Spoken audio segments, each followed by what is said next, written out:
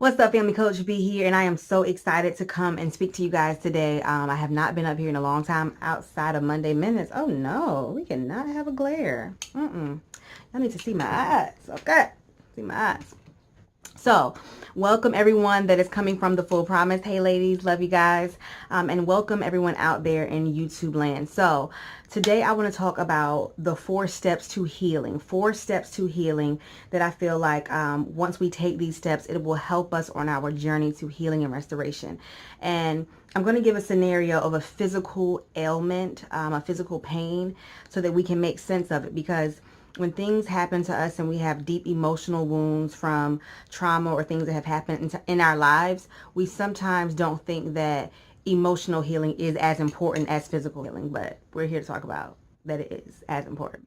So, healing in 4 steps, 4 simple steps that we're just going to go over in regards to your journey to healing. So, there's going to be an activating event. There's going to be something that happens that is the stimuli, the initial stimuli for where this hurt came from, where this pain came from, where this trauma came from. There's an activating event that happens. So in this situation, we're going to think about a little kid riding a bicycle and they fall. That is the activating stimuli. That's the activating event. So step 1 to healing is identifying. So they are going to first identify that, ouch, I fell, I hurt my knee, or I hurt my elbow. I'm going to show you guys in this one. I hurt my elbow.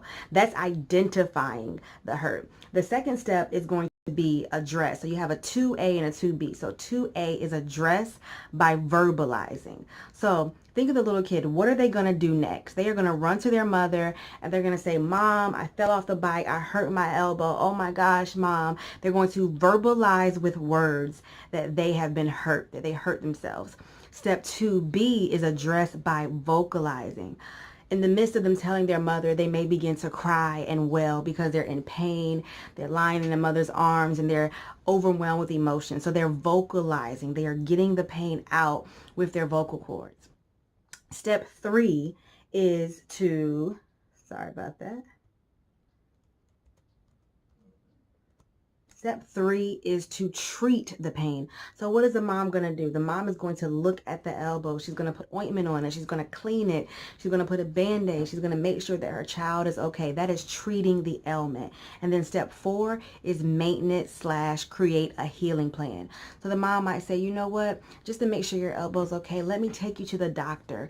Let me go to the doctor and follow up with them to make sure everything is fine.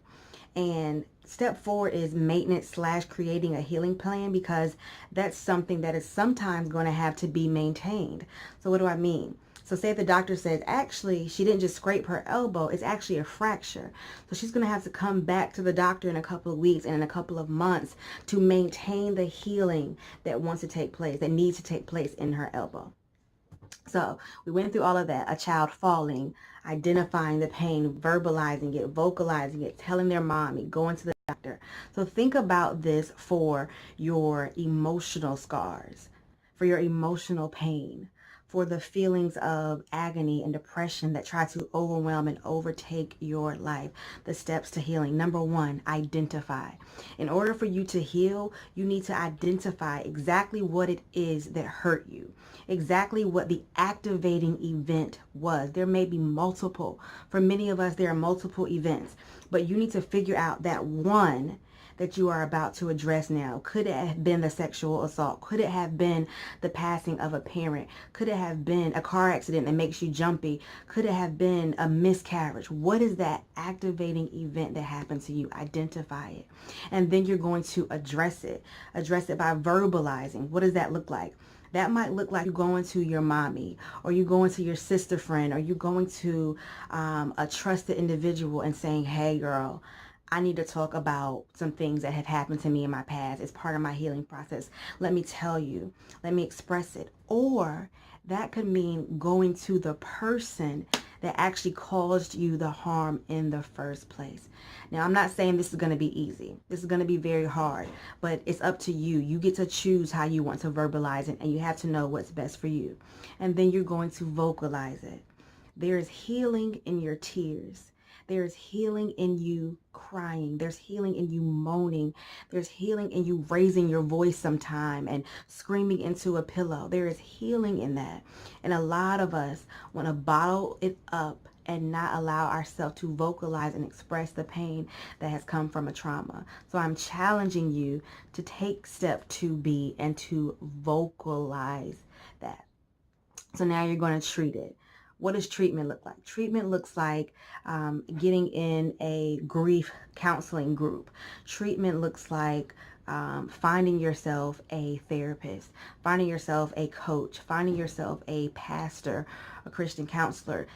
You're going for treatment. You're going to say, hey, this is what happened to me. Hey, it has impacted my life throughout my entire life, and I'm ready to heal from it. Help me in this process. And some people might not want to seek professional help. So again, that's when you go to a friend or a trusted individual to walk on the journey with you of treating it. And then lastly is your maintenance. So many of us feel like that when we address a thing, we can address it one time and then we move on. I'm healed. I'm free. You have to go back and check in on that issue periodically. If you have been struggling with a trauma from your life for 32 years, there's no way that it's going to be gone in 32 days. You might think it's gone. You might feel like it's all out, but you have to be careful and make sure you are treating the wound, treating your heart. Treatment maintenance may look like going to church on a regular basis, or it might mean seeing a therapist on a weekly basis. Treatment and maintenance can look so different for so many individuals, but you have to maintain your healing process. You have to check in with yourself and do some self-reflection and say, okay, have I really forgiven them? Okay, am I really not as afraid anymore? Okay, does it still hurt me? Do I still hate that person? Does it still cause harm to me when I think about it? You have to maintain your healing. So those are the 4 steps to healing. If you guys have any questions, be sure to comment below, DM me on Instagram and Facebook at Brandy S. Turpin. But the 4 steps to healing: identify, address, treat, and maintain/create a healing plan. I hope this helps you guys. Love you so much. Peace and blessings, Coach V. Clarify really quick. When I'm talking about maintenance, I do not want to confuse it with revisiting the trauma on a regular or periodic basis. That's not what I'm saying. Like I said, maintenance for you can be going to church on a regular basis. So I'm going to use me for an example. So if there was a trauma that happened to me in my life, and now I have a relationship with God, and I do ministry, and I dance, and I worship, and I go to church on a regular basis, now when and if that trigger comes back to make me angry, to re-traumatize me, I know how to handle it. I begin to lay on my face before the Lord. I begin to worship. I begin to dance. I begin to call my prayer warriors and say, hey, I need you to pray. So that's what I mean by maintenance. I'm not talking about going back and always revisiting, which can result in re-traumatizing yourself. That is not what I mean.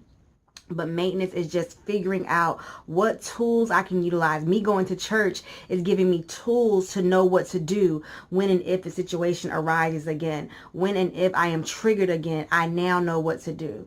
For me, I now know to go to the Word of God. I now know to seek God's face. So that's what I mean. What is your maintenance for you? If you go to therapy, your therapist will be able to give you tools and resources. If you have a life coach, your life coach can give you tools and resources and things that you can do to get through this. So I wanted to make sure I made that clear. Love you guys. Be sure to find my website, brandysturpin.com. Find me on Instagram and Facebook at Brandy S. Turpin.